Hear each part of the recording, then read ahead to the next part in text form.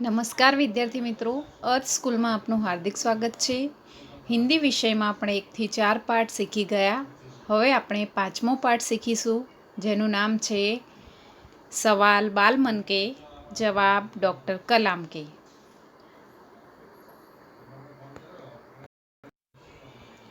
તો વિદ્યાર્થી મિત્રો, આ છે તમારો 5મો પાઠ, સવાલ બાલ મન કે જવાબ ડૉક્ટર કલામ કે. તો તે પહેલાં આપણે થોડોક પરિચય પ્રાપ્ત કરીશું ડૉક્ટર કલામ વિશેનો. તો ભારત કે ભૂતપૂર્વ રાષ્ટ્રપતિ ડૉક્ટર અબુલ પાકીર જૈનુલાબુદ્દીન અબ્દુલ કલામ એક વૈજ્ઞાનિક હૈ. તો જુઓ, એનું ચિત્ર હું તમને બતાવું છું. તો આ છે આપણા અબ્દુલ કલામ, જેમને આપણે મિસાઇલ મેન તરીકે પણ ઓળખીએ છીએ. તો તે આપણા ભૂતપૂર્વ રાષ્ટ્રપતિ હતા. એટલે ડૉક્ટર અબુલનો એ, પાકીરનો પી, જૈનુલાબુદ્દીનનો જે. આ રીતે ટૂંકમાં એમને APJ અબ્દુલ કલામ તરીકે ઓળખવામાં આવે છે. તો ડૉક્ટર અબ્દુલ કલામ भारत के आधुनिक निर्माण तथा प्रक्षेपण में उनका बड़ा योगदान है. डॉक्टर कलाम बहुत ही सरल स्वभाव के व्यक्ति है.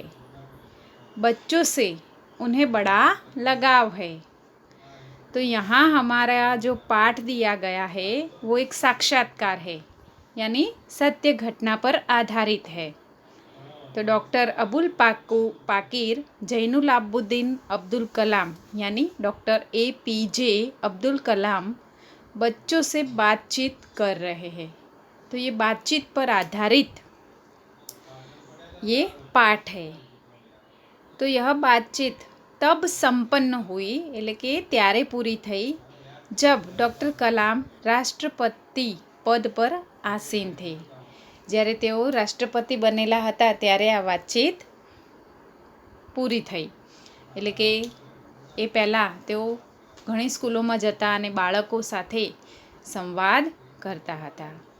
वे बच्चों की जिज्ञासाओं का तुरंत उत्तर देने के लिए सदैव तत्पर रहते थे. તો બાળકોની જે જિજ્ઞાસા વૃત્તિ છે એને, એટલે કે જિજ્ઞાસાનો જે એમના પ્રશ્નો હોય એ પ્રશ્નોના જવાબ આપવા માટે તે હંમેશા તૈયાર રહેતા હતા. તો ડૉક્ટર અબ્દુલ કલામનો જન્મ 15 ઓક્ટોબર 1971, બરાબર, તમારે યાદ રાખવાનું છે. પરીક્ષામાં પૂછાય કે ડૉક્ટર અબ્દુલ કલામનો જન્મ ક્યારે થયો હતો અને ક્યાં થયો હતો. તો ડૉક્ટર અબ્દુલ કલામ કા જન્મ 15 अक्टूबर 1931 रामेश्वर में हुआ था और उनका निधन यानी मृत्यु 27 जुलाई 2015 मेघालय का जो शिलोंग है वहाँ हृदय बंद हो जाने से उनका निधन हुआ. तो भारत के राष्ट्रपति पद पर वो 2002 से 2007 तक रहे. वे एकमात्र अविवाहित वैज्ञानिक राष्ट्रपति थे.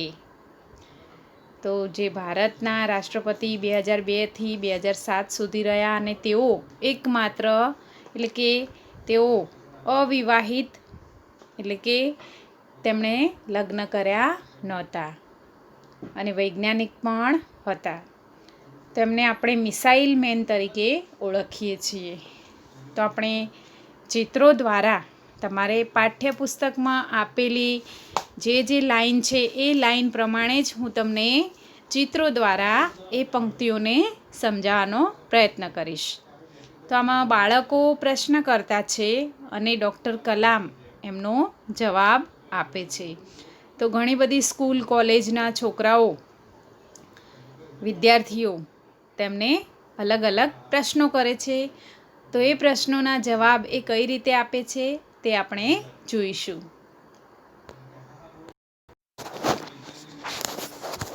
તો જુઓ, આપણે પાઠ સમજીશું. તો સૌથી પહેલાં પ્રશ્નકર્તા R. અરવિંદ, કક્ષા 3, સેન્ટ મેડસ સ્કૂલ ચેન્નઈ. તો આ સ્કૂલનો એક વિદ્યાર્થી, ત્રીજા ધોરણનો વિદ્યાર્થીએ અબ્દुल कलाम ने प्रश्न पूछे છે, क्या आप अपने बचपन की कोई यादगार घटना हमें सुना सकते हैं? તો બાળકે પ્રશ્ન પૂછ્યો કે તમે તમારા કોઈ નાનપણની યાદગાર ઘટના અમને સંભળાવી શકો છો? તો અબ્દुल कलामे કહ્યું, कक्षा 5वीं में मेरे शिक्षक शिव सुब्रमण्यम अय्यर की एक बात मुझे याद है. एक दिन कक्षा में वे हमें यह बता रहे थे कि कोई पक्षी कैसे उड़ता है. उन्होंने हमें रामेश्वरम के समुद्र तट पर ले जाकर इसका जीवंत उदाहरण दिया. वह ऐसी यादगार घटना थी जो मेरे मन मस्तिष्क में हमेशा के लिए बैठ गई. इससे मुझे आगे विज्ञान पढ़ने की प्रेरणा मिली. तो જ્યારે ત્રીજા ધોરણના આર અરવિંદ નામના સ્ટુડન્ટે પ્રશ્ન કર્યો તો એમણે પોતાની બાળપણની એક ઘટના યાદ કરી. ડૉક્ટર કલામના બાળપણની ઘટના કે તે વખતે ડૉક્ટર કલામ 5મા ધોરણમાં ભણતા હતા. તેમના એક શિક્ષક શિવ સુબ્રમણ્યમ અય્યર વિદ્યાર્થીઓને રામેશ્વરના સમુદ્ર તટે લઈ ગયા. ત્યાં તેમણે પક્ષીઓની ઉડવાની ક્રિયા બતાવી. બાળક કલામ આ જોઈને ખૂબ જ પ્રભાવિત થયા, એટલે કે વિજ્ઞાન ભણવા માટેની એમને પ્રેરણા મળી.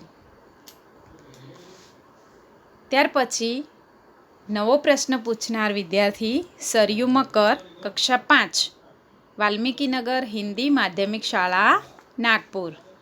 તો સરયુ મકર નામનો 5મા ધોરણનો વિદ્યાર્થી, નાગપુરની સ્કૂલ છે હિન્દી માધ્યમિક શાળા, વાલ્મીકીનગર હિન્દી માધ્યમિક શાળાનો એક વિદ્યાર્થી સરયુ મકર ધોરણ 5નો એમને પ્રશ્ન કરે છે કે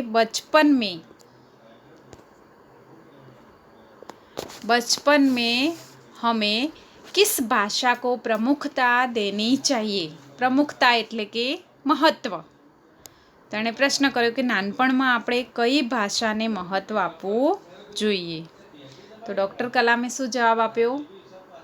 मैंने स्वयं माध्यमिक शिक्षा तक की पढ़ाई अपनी मातृभाषा के माध्यम से पूरी की है.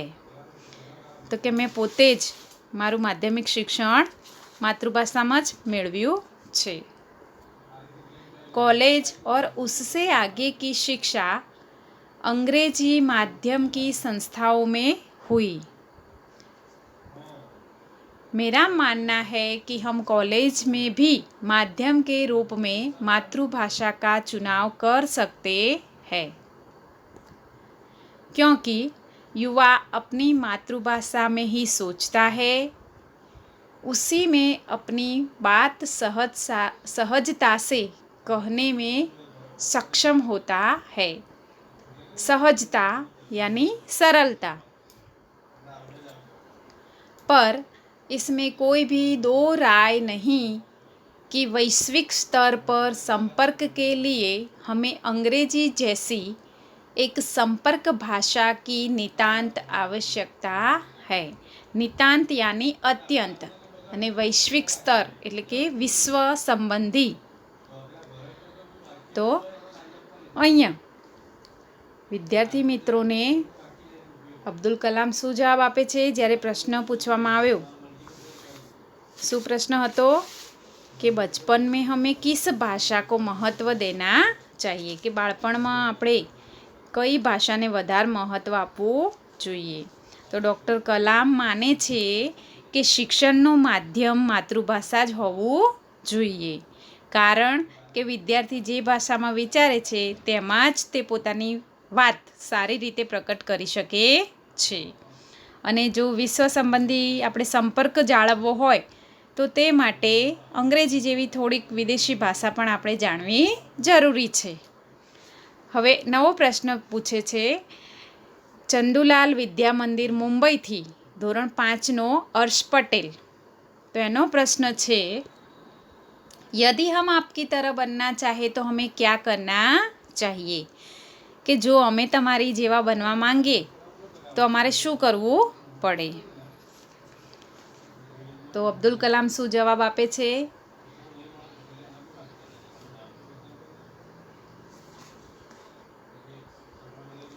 जब आप युवा अवस्था में कदम रखें तभी आपको जीवन में लक्ष्य निर्धारित कर लेना चाहिए।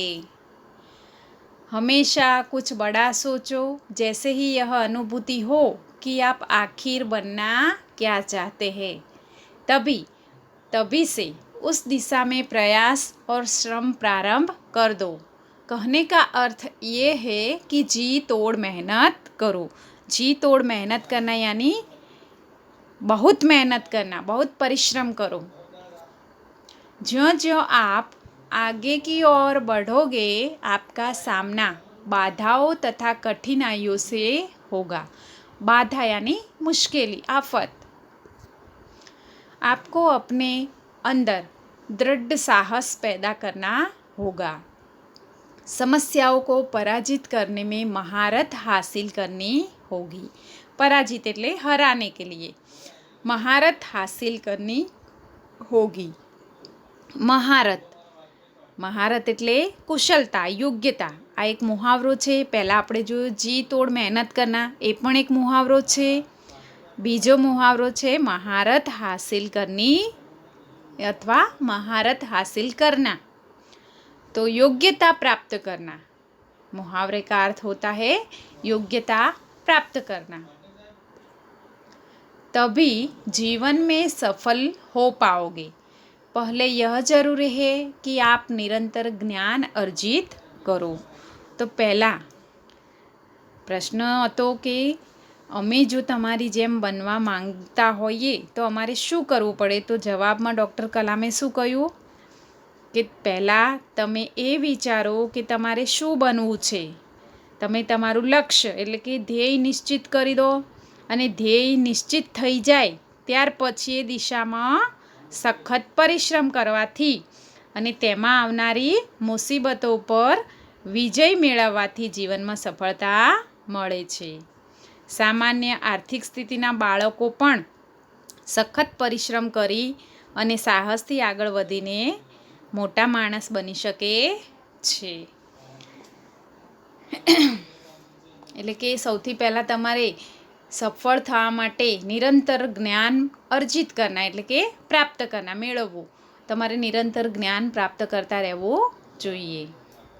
ત્યાર પછી મુંબઈથી બોમ્બે કેમ્બ્રિજ અંધેરી ધોરણ 7 चिराग जैन प्रश्न पूछे छे, वह कौन सी बड़ी चुनौती है जिसका सामना हमें आज करना पड़ रहा है? तो एणे प्रश्न कर्यो चिराग जैने कि एवी कई सौथी मोटी चुनौती એટલે લલકાર, ચેલેન્જ કે જેનો સામનો આપણે આજે કરવો પડે છે। तो डॉक्टर कलाम શું જવાબ આપે છે?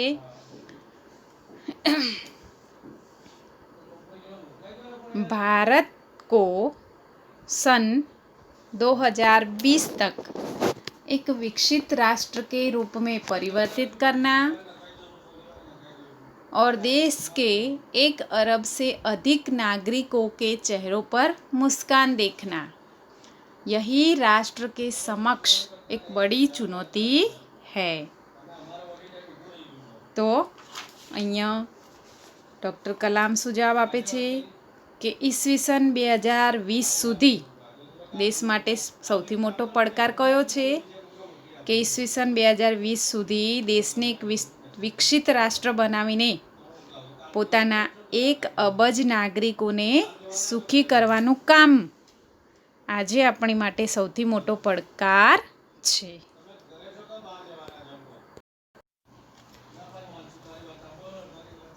મુંબઈથી હવે નવો પ્રશ્ન પૂછે છે। મુંબઈથી ડૉક્ટર એસ રાધાકૃષ્ણન વિદ્યાલય મલાડ મુંબઈ ધોરણ 7 હર્ષ ચાંડક એ પોતાનો પ્રશ્ન રજૂ કરે છે आपकी दृष्टि में साहस की परिभाषा क्या है?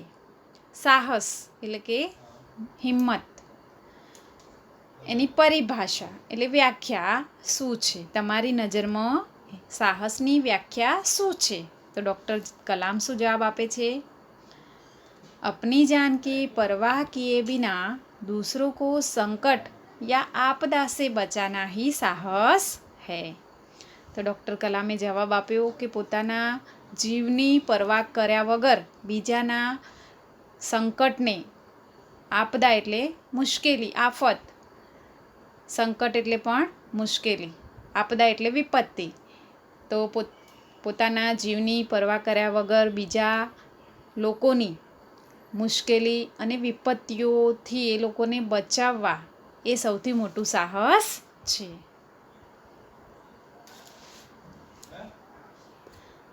ત્યાર પછી લંડનની એક સ્કૂલ છે સ્વામિનારાયણ ઇન્ડિપેન્ડન્ટ સ્કૂલ. ત્યાં 8મા ધોરણનો તરુણ પટેલ નામનો એક વિદ્યાર્થી પ્રશ્ન કરે છે, हम प्रवासी भारतीय मातृभूमि के प्रति गर्व की भावना कैसे विकसित करें? તો તરુણ પટેલ નામનો લંડનમાં રહેનાર મૂળ ભારતીય, ભારતમાંથી જે ફોરેનમાં રહેવા ગયા હોય એટલે શું કહેવાય? પ્રવાસી ભારતીય. તો એ ફોરેનમાં ફરવા માટે ગયા હોય, ત્યાં થોડોક સમય રોકાવા માટે ગયા હોય, તો એવા લોકો શું કહેવાય? પ્રવાસી ભારતીય. તો એણે પ્રશ્ન કર્યો કે અમે પ્રવાસી ભારતીય માતૃભૂમિ છે એના પ્રત્યેનું જે ગર્વ છે એ ગર્વની ભાવનાને અમે કેવી રીતે વિકસિત કરીએ? તો એના જવાબમાં ડૉક્ટર કલામે શું કહ્યું? भारतीय मूल का कोई भी व्यक्ति एक बृहद भारतीय परिवार का अंग है. बृहद એટલે કે વિશાળ, મહાન, और उसे हमारे देश की सांस्कृतिक विरासत पर गर्व है. सौभाग्य से आप लोग ऐसी स्थिति में है कि अपनी मातृभूमि से अच्छी तरह से जुड़े हुए हैं और यही आपके लिए गौरव की बात है. તો એમણે શું કહ્યું કે ગૌરવની વાત છે કે તમે ફોરેનમાં, વિદેશમાં રહીને પણ તમે પોતાની માતૃભૂમિની સાથે જોડાયેલા છો અને સાંસ્કૃતિક વિરાસત એટલે કે ધરોહર એની ઉપર ગર્વ, તમને સાંસ્કૃતિક વિરાસત સાથે તમે વિદેશમાં રહીને પણ જોડાયેલા છો, એની ધરોહર પર તમને ગર્વ છે. એટલે કે જે વિદેશમાં રહેનારા છે ભારતીયો, એ આપણા વિશાળ ભારતનું એક પરિવાર છે, એ પરિવારનું એક અંગ જ છે. તો આ રીતે એ પોતાનો જવાબ તરુણ પટેલને આપે છે. હવે મુંગેર જિલ્લા સ્કૂલ ધોરણ 10નો વિદ્યાર્થી છે સત્યમ.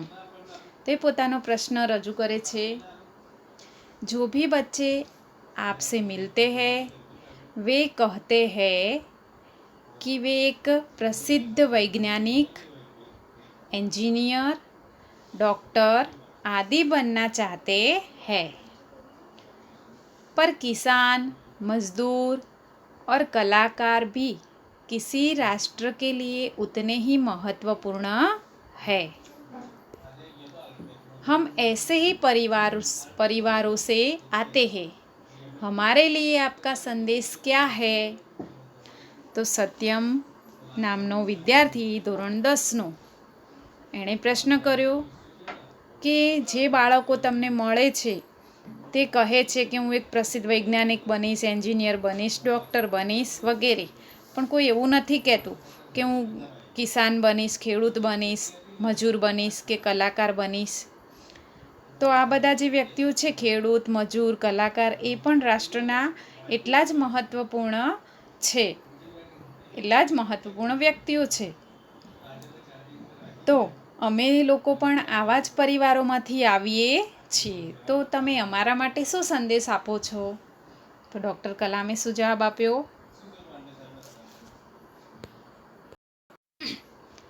डॉक्टर कलामे जवाब आप्यो कि किसान, मजदूर, कलाकार और दस्तकार. दस्तकार એટલે કે શિલ્પકાર, જે હાથેથી મૂર્તિઓ બનાવે છે તે.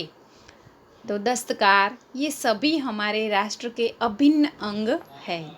અભિન્ન એટલે કે અતૂટ, જે છૂટું ન પડે તેવું.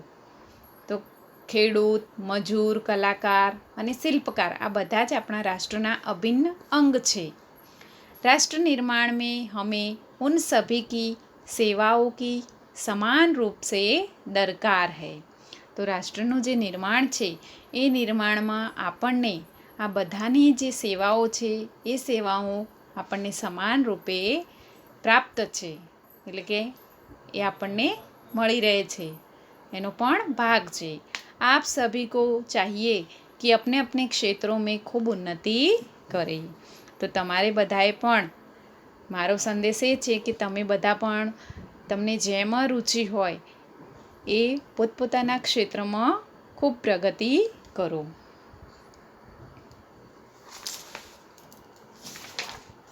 ત્યાર પછી ઇટાવા ઇસ્લામિયા ઇન્ટર કોલેજનો ધોરણ 11નો વિદ્યાર્થી રોહિત ચતુર્વેદી પોતાનો પ્રશ્ન રજૂ કરે છે. आप कहते हैं कि भारत 2020 तक विकसित राष्ट्र बन जाएगा, पर निरंतर बढ़ती जनसंख्या और बेरोजगारी इसे संभव होने देगी. તેણે પૂછ્યું કે તમે કહો છો કે 2020 સુધી ભારત એક વિકસિત રાષ્ટ્ર બની જશે, પણ નિરંતર વધતી જતી વસ્તી અને બેરોજગારી શું આને શક્ય બનવા દેશે, આને સંભવ થવા દેશે? તો એમના જવાબમાં શું કહ્યું એમણે? विकास स्वयं जनसंख्या वृद्धि को रोकने की अचूक औषधि है. તો વિકાસ પોતે જ જનસંખ્યાની જે વૃદ્ધિ છે, એટલે કે જે વસ્તી વધારો થઈ રહ્યો છે એને રોકવા માટેની એક અચૂક નિશ્ચિંત ઔષધિ એટલે દવા છે. इसमें जन शिक्षा विशेषकर स्त्री शिक्षा की भी बात सम्मिलित है.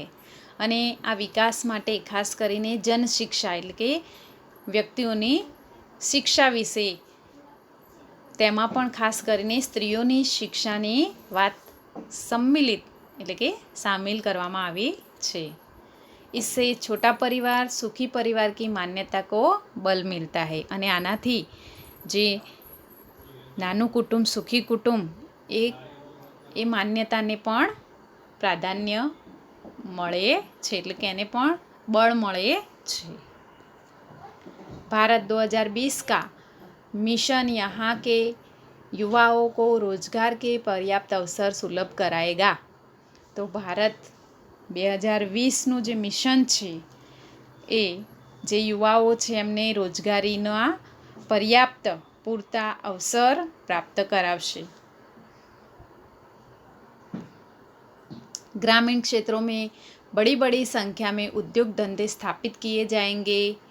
એટલે કે ગામડાના જે વિસ્તારો છે ત્યાં મોટી સંખ્યામાં ઉદ્યોગ ધંધાની સ્થાપના કરવામાં આવશે. जिससे उन क्षेत्रों में रोजगार के प्रचुर अवसर पैदा होंगे. અને આના કારણે જ્યાં ઉદ્યોગો વિકસિત થશે ત્યાં રોજગારી પણ ખૂબ મોટા પ્રમાણમાં પ્રાપ્ત થશે. હવે ત્યાર પછી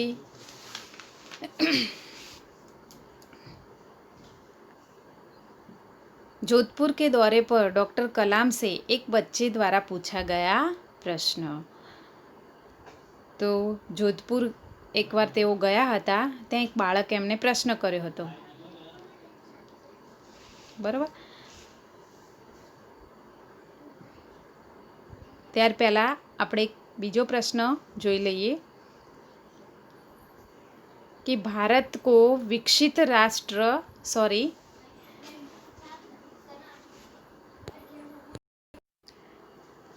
તો વડોદરાની એક સ્કૂલ તેજસ હાઈસ્કૂલ છે, એમાં ધોરણ 12નો अर्श मेहता એ डॉक्टर अब्दुल कलाम ने प्रश्न करे છે कि आपको ऐसा क्यों लगता है कि 2020 तक भारत विकसित राष्ट्र बन जाएगा. કે તમને એવું કેમ લાગે છે કે 2020 સુધી ભારત વિકસિત રાષ્ટ્ર બની જશે? तो जवाब में डॉक्टर कलामे કહ્યું कि भारत की जनसंख्या 1 अरब से अधिक है. तो कि भारतनी जी जनसंख्या है 1 अबजथी वधारे छे. इसमें 54 करोड़ लोग 25 वर्ष से कम आयु के हैं. तो एमां 54 करोड़ लोग छे, એટલે કે 54 करोड़ लोको એ 25 વર્ષથી નાની ઉંમરના છે। ये हमारी राष्ट्रीय शक्ति है। तो क्या अपनी राष्ट्रीय शक्ति है। भारत को 2020 तक विकसित राष्ट्र में परिवर्तित करने के लिए हमारे पास प्रचुर प्राकृतिक संसाधनों के साथ ही सुनियोजित खाका भी उपलब्ध है। तो आज 25 વર્ષના યુવાનો છે તો એ આપણી યુવા શક્તિ, આપણા દેશની યુવા શક્તિ છે અને આપણી પાસે પ્રાકૃતિક સંસાધનો છે એટલે કે કુદરતી સંસાધનો પણ આપણી પાસે છે। તો એની સાથે એને સુનિયોજિત કરવા માટેનું ખાકા એટલે કે ઢાંચા બીબું એ પણ ઉપલબ્ધ છે। 54 करोड़ युवाओं के विचारों की एकता निश्चय ही इसे विकसित राष्ट्र में परिवर्तित करने में सफल होगी। तो आवा 54 करोड़ जे युवाओ छे ए युवाओनी जे एकता छे एमनो जे निश्चय छे ए आपणा राष्ट्रने विकसित बनाववामां सफलता प्राप्त करशे।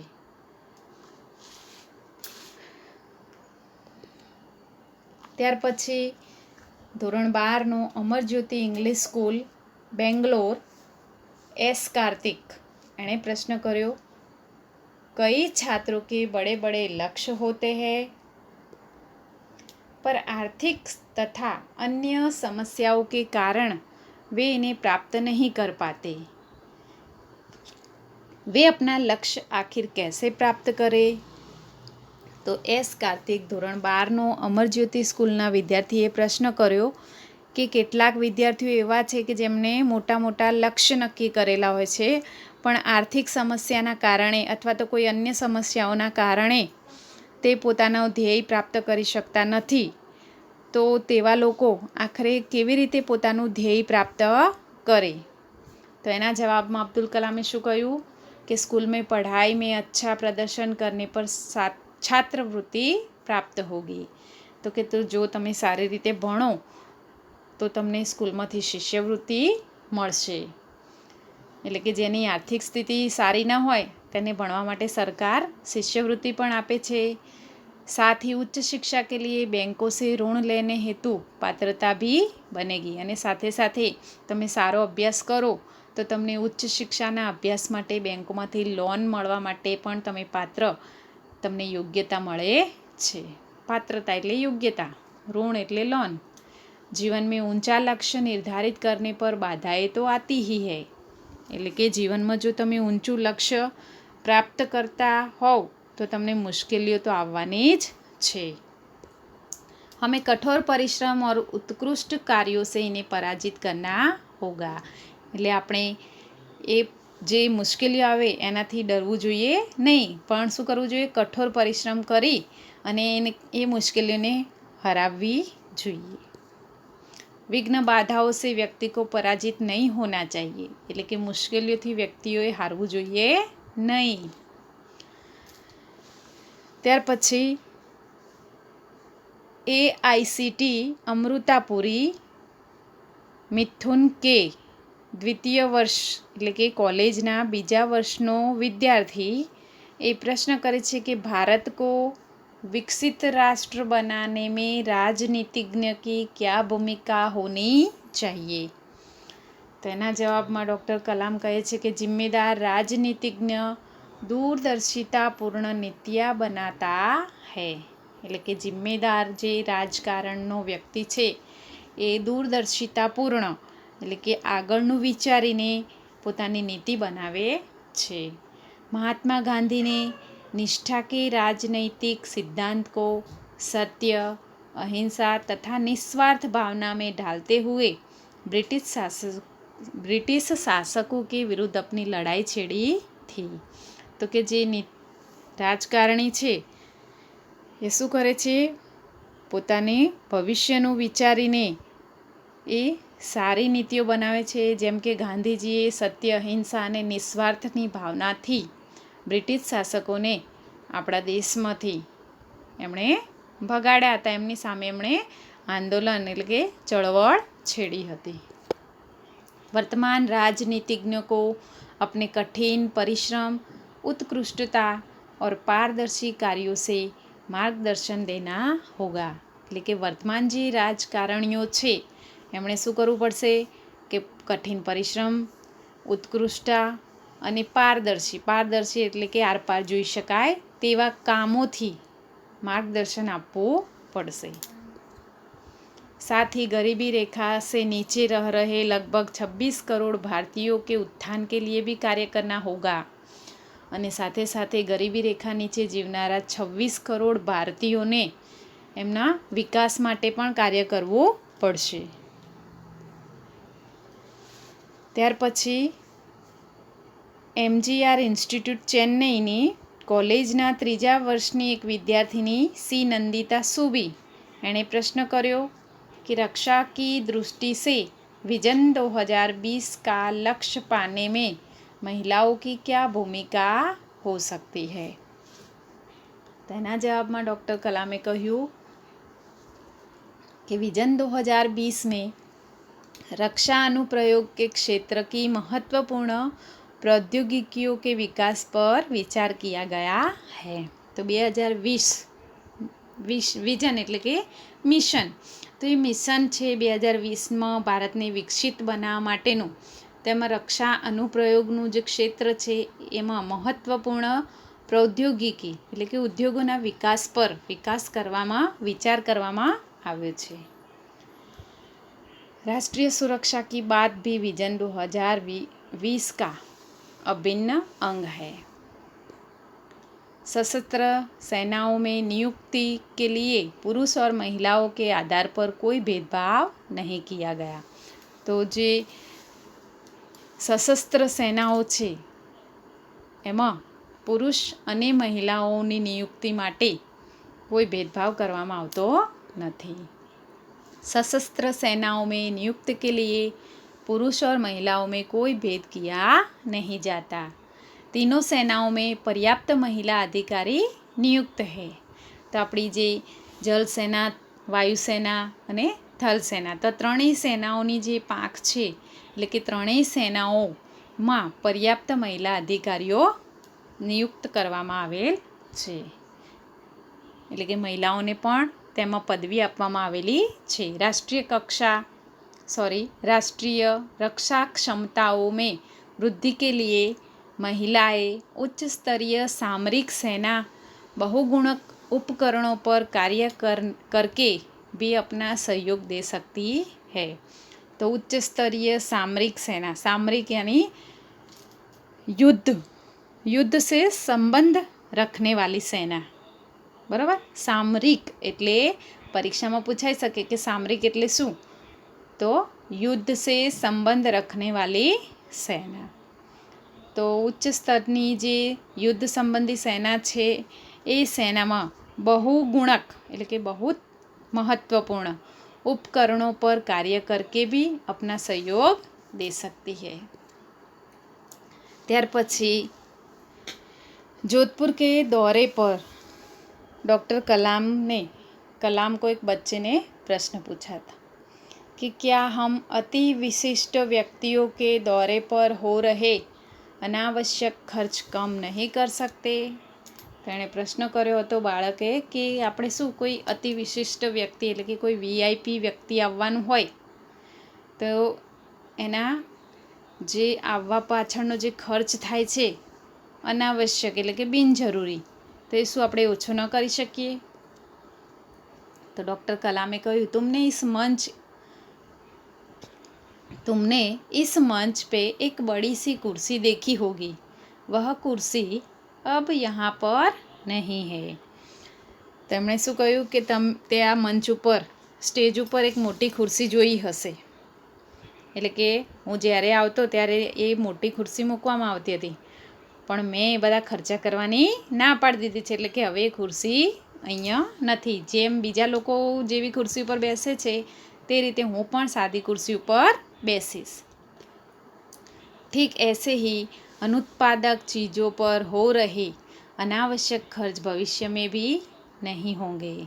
तो आवी ज रीते भविष्य में पण आवा अनावश्यक खर्च थशे नहीं। तो विद्यार्थी मित्रों आ रीते डॉक्टर कलामे पोताना जवाबों द्वारा विद्यार्थीओना मननी जे मूंझवण हती, एमनी जे जिज्ञासा वृत्ति हती, एमना जे प्रश्नो हता एनो सरळ અને સહજતાથી એમણે ઉત્તર આપીને દરેક બાળકોને એકદમ પોતાના જવાબથી પ્રભાવિત કરી દીધા હતા. તો આ રીતે આપણો આ પાઠ છે. મેં તમને ચિત્રો દ્વારા પાઠની અંદર ચોપડીમાં આપેલી પંક્તિ પ્રમાણે જ તમને સમજાવ્યો છે. તમારે ધ્યાનપૂર્વક આ પાઠનું વાંચન કરવાનું રહેશે. ત્યારબાદ તેના શબ્દાર્થ અને પ્રશ્નો માટે PDF મોકલવામાં આવે તે તમારે સુવાચ્ય અક્ષરે CW નોટમાં લખવાનું રહેશે. આવજો.